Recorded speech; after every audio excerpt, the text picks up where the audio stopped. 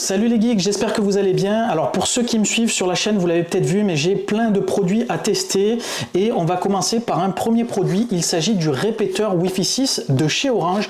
Alors ce répéteur Wi-Fi, vous pourrez l'obtenir vraiment très facilement. Alors je sais que l'information elle n'est pas forcément très diffusée par Orange. Pour ceux qui ont le forfait Orange Fibre Up ou Fibre Max, vous pourrez l'avoir pour seulement 10 € et après il n'y a pas de frais supplémentaires, donc c'est quand même plutôt pratique. Et pour ceux qui ont le plus gros forfait, vous pourrez en avoir jusqu'à 3 pour avoir vraiment un réseau Wi-Fi de qualité chez vous. Ça vous évite de devoir acheter par exemple des Wi-Fi mesh supplémentaires qui sont quand même pas donnés, et là vous aurez du Wi-Fi 6. Alors l'avantage de ce petit boîtier, alors tout est écrit derrière, c'est que vous allez pouvoir étendre votre réseau sans changer le nom de votre réseau. Donc vous allez pouvoir donc du coup avoir une meilleure diffusion Wi-Fi sans forcément avoir donc à configurer des choses particulières sur vos appareils. Vous allez pouvoir étendre votre réseau Wi-Fi 5 en Wi-Fi 6, même si vous avez la Livebox 4 ou 5, donc ça c'est quand même plutôt cool.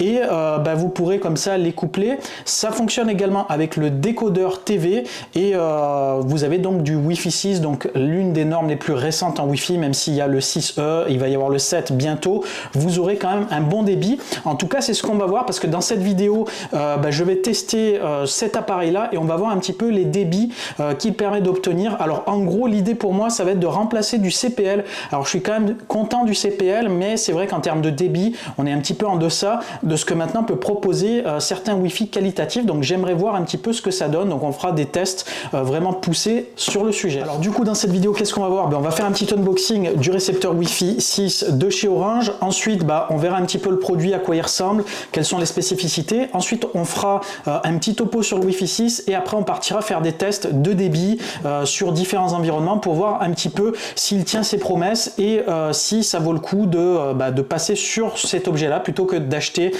des Wi-Fi mesh par exemple, qui coûtent quand même assez cher comme je vous l'ai dit précédemment. Alors concernant cette vidéo qui parle d'Orange, alors sachez que je suis pas du tout sponsorisé par Orange pour faire cette vidéo, je le fais vraiment à titre personnel par rapport à mon expérience et pour vous offrir également une expérience sur ce fournisseur. Alors justement pour des personnes qui cherchent par exemple une connexion fiable, sachez que je les ai tous testés, donc j'ai été chez Free, chez SFR et chez Orange. Alors moi je l'utilise principalement pour bosser et en termes de débit, de fiabilité et de SAV, je peux vous dire que Orange pour moi il est au-dessus de tout le monde. J'ai eu des déboires chez tout le monde et je peux vous dire qu'en termes de réactivité c'est vraiment très compliqué chez les autres fournisseurs, et d'ailleurs je suis pas le seul, je vois pas mal de personnes dans les réseaux, sur les réseaux qui ont des difficultés à joindre les SAV, à avoir des interventions là-dessus. Généralement chez Orange c'est très réactif et sous 48 heures, j'ai souvent eu une solution. Donc sachez que oui, Orange, c'est pas forcément les moins chers, mais ceux qui cherchent une qualité, c'est au rendez-vous. Honnêtement, peut-être que Free, par exemple, s'est énormément amélioré ces dernières années. Peut-être que j'aurai jamais de soucis et qu'ils seront aussi efficaces. Mais comme on dit, on change pas une équipe qui gagne. Donc pour l'instant, j'ai pas de soucis avec Orange, donc je compte en rester. Donc sachez que cette offre-là, donc elle est disponible pour les personnes qui possèdent Orange. Donc toutes les personnes qui ont d'autres types de connexion, bien sûr, il faudra se tourner directement vers leurs opérateurs. Alors avant de commencer la vidéo, un petit point sur la chaîne. Alors je tenais à remercier toutes les personnes qui sont abonnées. On est bientôt 4000 sur la chaîne et ça fait vraiment plaisir. Donc si jamais vous tombez sur cette vidéo un petit peu par hasard ou si vous découvrez cette chaîne, n'hésitez pas à vous rendre sur celle-ci. Je vous mets un petit peu les types de vidéos que je propose. Il n'y a pas seulement des tests produits, il y a aussi des tutoriels, il y a des trucs et astuces. On parle cinéma, jeux vidéo, on parle un peu de tous les sujets autour des geeks. Donc n'hésitez pas à nous rejoindre. Ici l'idée c'est de créer une grosse communauté à la cool où on se prend pas la tête et où on peut partager nos passions. Allez, il est temps de se faire un petit unboxing. C'est parti!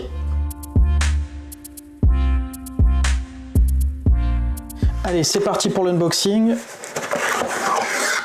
On ouvre la bête.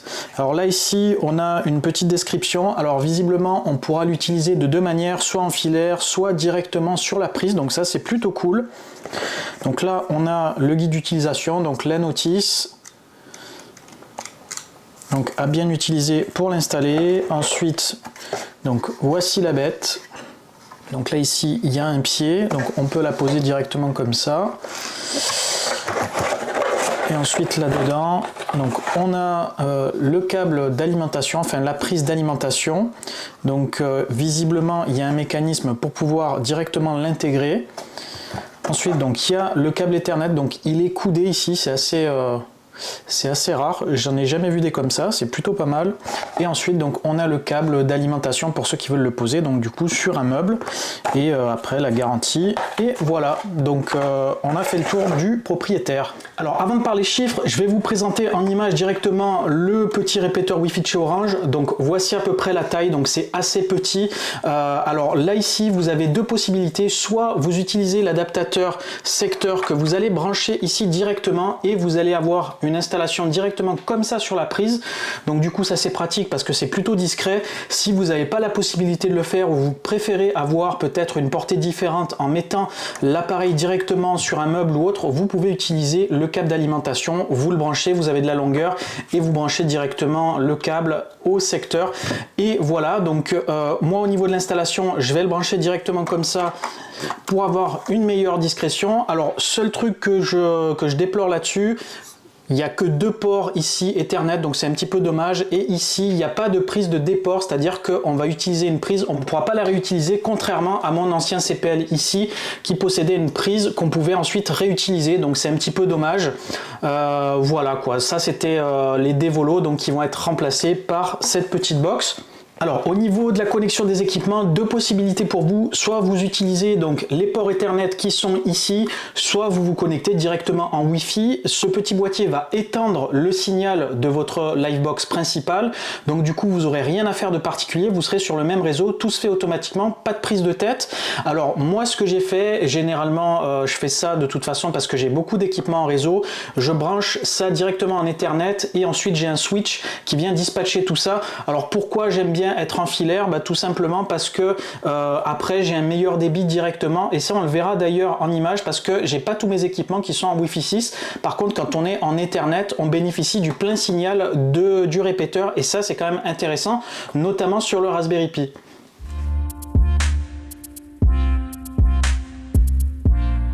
Alors avant de partir sur le test à proprement parler du répéteur Wi-Fi de chez Orange, on va faire un petit point sur le Wi-Fi 6, savoir un petit peu quels sont les avantages, qu'est-ce que ça vous apportera de passer sur du Wi-Fi 6, comment ça fonctionne, etc.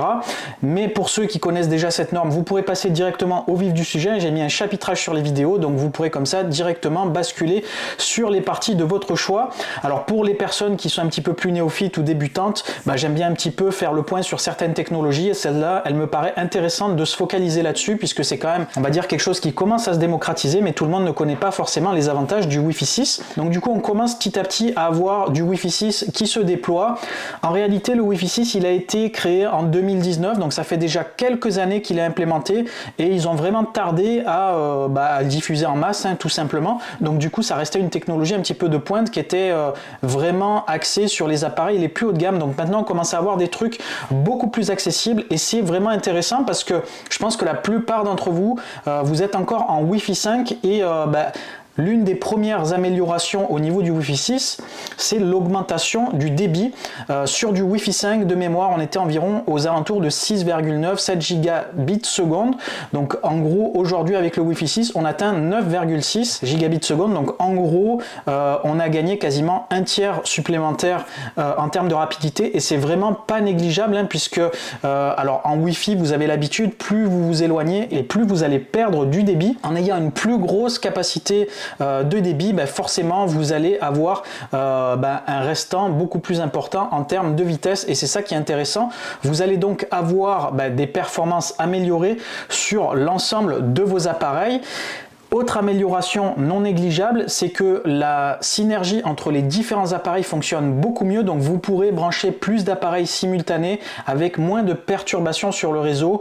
En gros, vous aurez un meilleur débit partagé entre les différents appareils, et ça c'est plutôt cool parce qu'aujourd'hui tout est connecté. Vous avez donc souvent la tablette, le téléphone, l'ordinateur, et on se retrouve très souvent après à avoir tout simplement des trucs qui lag, qui rament, et rien de plus agaçant, surtout quand on a la fibre par exemple, d'avoir son smartphone qui rame quand on va sur un site, quand on fait des opérations. Aujourd'hui on fait tout sur internet, et bref, c'est vraiment l'enfer, tout simplement.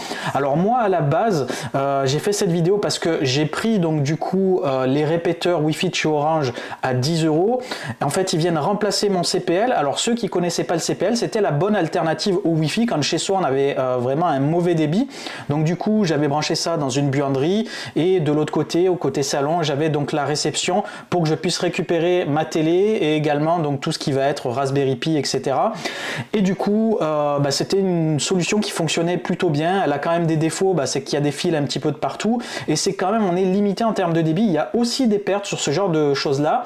Moi j'avais un Devolo, donc pour ceux qui connaissent, c'est un petit peu du haut de gamme en CPL, du 650 mégabits, mais j'étais loin de les atteindre. Je me retrouvais quand même avec un débit limité.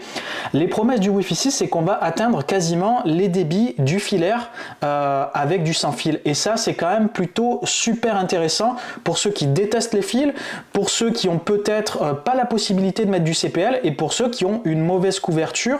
Ce qui est intéressant, c'est qu'aujourd'hui, avec donc par exemple des appareils comme celui-là de chez Orange, on va pouvoir avoir la possibilité de se mettre un petit peu des bornes Wi-Fi chez soi pour avoir vraiment une très bonne captation du signal et en gros se débarrasser tout simplement des fils et avoir une très bonne connexion chez soi. Autre amélioration intéressante qu'apporte le Wi-Fi 6, c'est une amélioration au niveau de l'énergie. Il y a une meilleure gestion de la consommation, donc ça consomme moins concrètement. Donc vous allez avoir votre smartphone qui va durer plus longtemps, votre tablette, etc.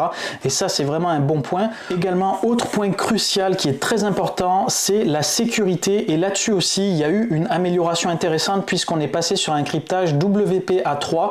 Alors, on va pas faire un cours sur le cryptage Wi-Fi, etc. Sachez qu'il y a une amélioration accrue et que c'est vraiment important pour vous de vous pencher sur l'aspect sécurité puisque en utilisant toute votre connexion en Wi-Fi, vous aurez vos données qui transitent dans les airs et potentiellement, on peut capter ces informations-là avec des sniffers de réseau ou autre, ce qui est beaucoup plus difficile en filaire. Donc sachez qu'ils ont quand même axé la sécurité sur un cran supérieur sur le Wi-Fi 6. Donc si vous étiez du coup en Wi-Fi 5, vous gagnerez également en sécurité sur le Wi-Fi 6. Alors retenez bien cette norme, la 802.11 AX, donc c'est la norme officielle du Wi-Fi 6. Donc c'est cette norme-là qui devra être écrite sur les différents caractéristiques techniques de vos appareils pour qu'elles soient compatibles avec le Wi-Fi 6. Donc si jamais on vous dit oui c'est compatible Wi-Fi 6, etc., veillez bien à ce que ces lettres là soient disponibles dans les notices ou dans les descriptifs, sinon probablement qu'on vous ment ou que c'est pas forcément compatible. Donc il faudra bien faire attention à ça. Bon, maintenant généralement quand même sur les gros constructeurs c'est assez transparent là-dessus, mais pour des trucs un petit peu plus opaques, par exemple sur AliExpress ou autre, veillez bien quand même à ce que ce soit écrit. Bref, vous l'aurez compris, le Wi-Fi 6 a tout pour plaire. Alors si jamais vous êtes, que ce soit chez SFR, Orange ou Free, n'hésitez pas à les contacter, à voir si vous pouvez obtenir une box plus récente pour ceux qui ont des vieilles box, parce que vous pourrez du coup bénéficier de ce Wi-Fi amélioré. Et croyez-moi, c'est vraiment agréable à avoir un Wi-Fi qui fonctionne correctement et qui a du bon débit. Et du coup, le Wi-Fi 6 apporte vraiment une belle amélioration par rapport à la génération précédente. Et du coup, fini les spaghettis derrière l'ordinateur, vous allez déjà retirer quelques câbles en retirant les câbles Ethernet justement. Alors il y a des améliorations au Wi-Fi 6 qui est arrivé il y a quelques années également. On a vu apparaître le Wi-Fi 6E.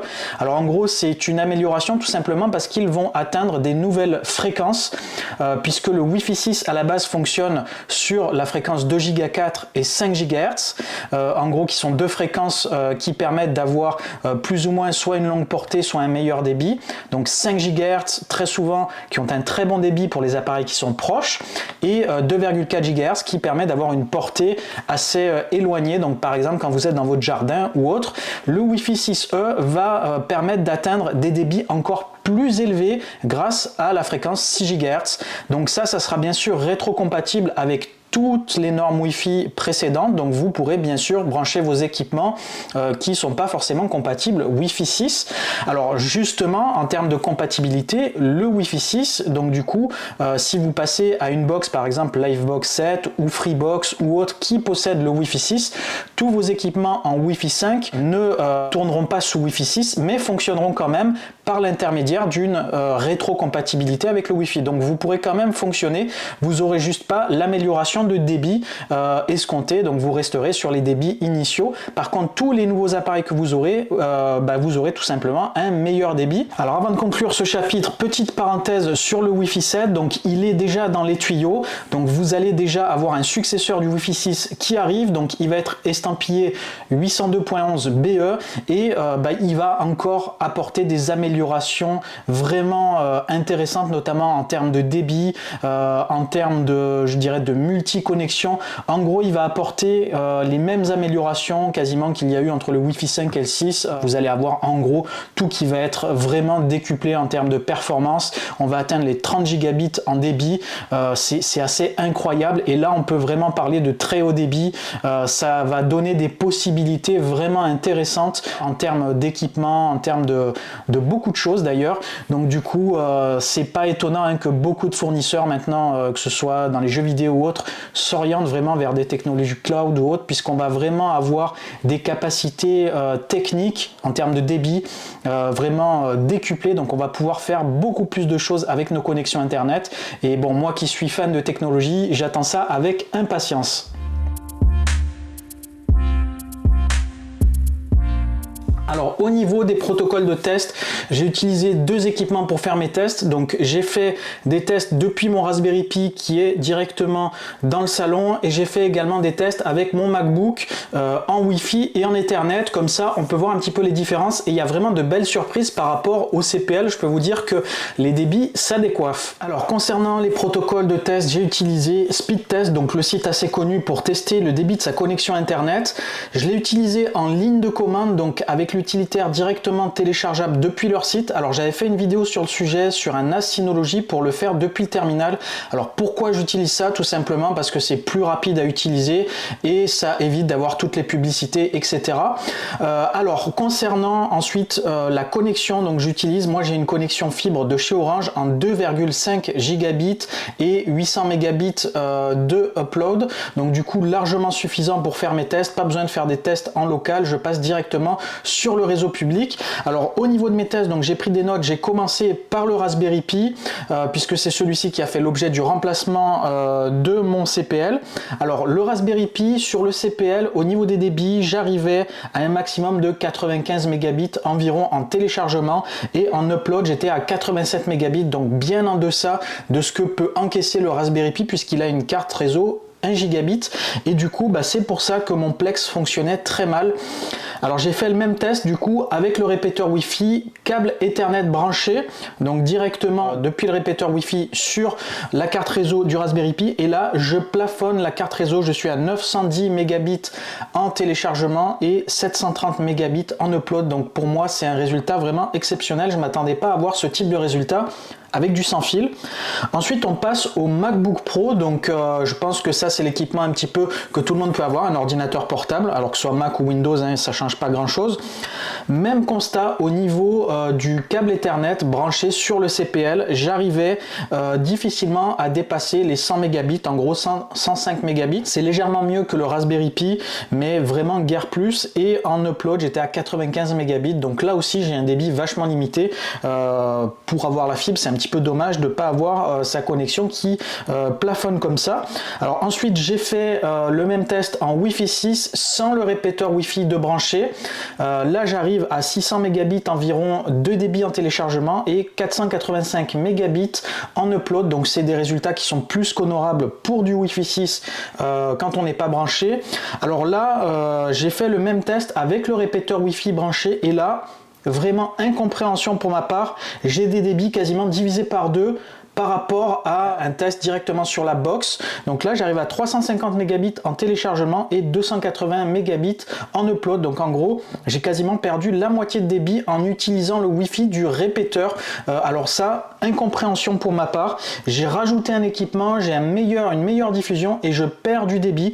Donc sachez que si jamais vous avez une box qui est bien placée, la box d'Orange, hein, pour les autres box je sais pas, mais la box d'Orange, si elle est bien placée et que vous avez suffisamment de débit, vous aurez un meilleur débit en Wi-Fi qu'avec le récepteur Wi-Fi de chez Orange. Donc c'est un petit peu point d'interrogation. Alors je ne sais pas si c'est un problème peut-être de mise à jour, s'il y a des choses qui ont été bridées, si c'est parce qu'il me passe en 2 Go 4 au lieu de me passer en 5 GHz. Bref, je ne sais pas trop, donc il faudra que je creuse la question. Ensuite j'ai fait le même test avec cette fois-ci le câble Ethernet branché directement sur le répéteur Wi-Fi.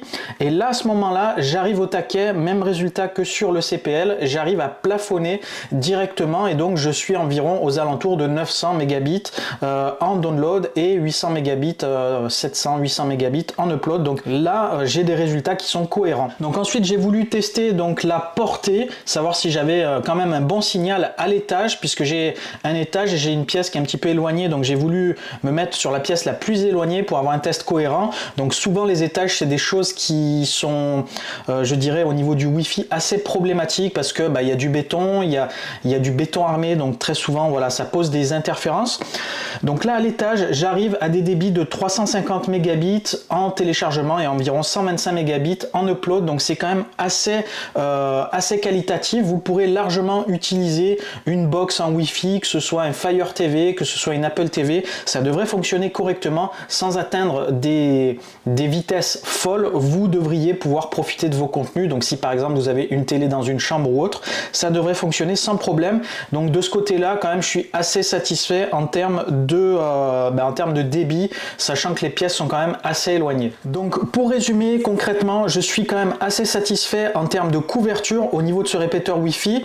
Alors pour ceux qui ont déjà une bonne couverture avec leur box, je leur conseille pas forcément de passer sur cet équipement là, ça servira à rien. Pour ceux qui avaient du CPL et des équipements branchés en Ethernet, ça peut valoir le coup, parce que là vous allez pouvoir vraiment claquer des scores intéressants et vraiment aller atteindre le maximum de vos capacités réseau. Et ça c'est intéressant parce que si vous avez par exemple un NAS ou autre, vous allez pouvoir avoir la meilleure connectivité possible sur votre équipement, et ça c'est quand même intéressant. Alors j'espère que je vous ai pas perdu avec tous ces chiffres. N'hésitez pas à m'écrire un commentaire et si jamais vous voulez des précisions particulières sur des situations bien précises. Alors avant de conclure, petite anecdote concernant le câblage. Alors j'avais ce câble qui est en réalité une vraie merguez, et bon, des fois on a des câbles qui traînent comme ça dans les tiroirs et on les utilise. Donc c'est un câble Ethernet et je m'étonnais d'avoir des débits vraiment bidons, même avec le bornier installé. Donc je comprenais pas. En réalité ce câble là il est totalement foireux. Donc vérifiez bien vos câbles, qu'ils ne soient pas abîmés,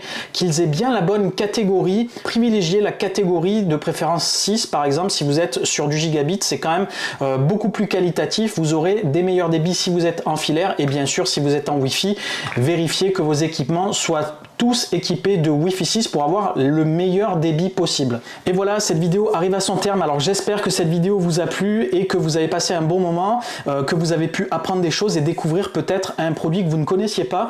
Dans tous les cas, si cette vidéo elle vous a plu, n'hésitez pas à lâcher un max de likes, ça me ferait vraiment plaisir et ça soutient mon travail.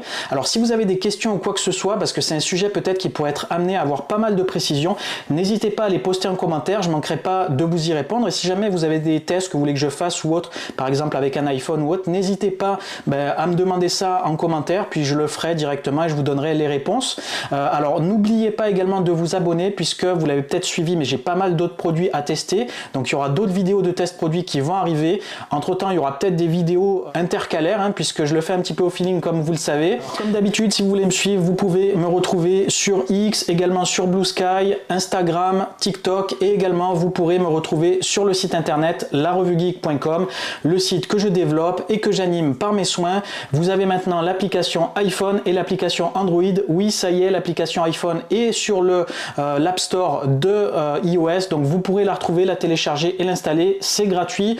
Vous aurez les contenus exclusifs et tous les articles que je publie quasiment quotidiennement sur le site. Allez, il est temps pour moi de vous laisser. Je vous dis à très bientôt et à ciao les geeks.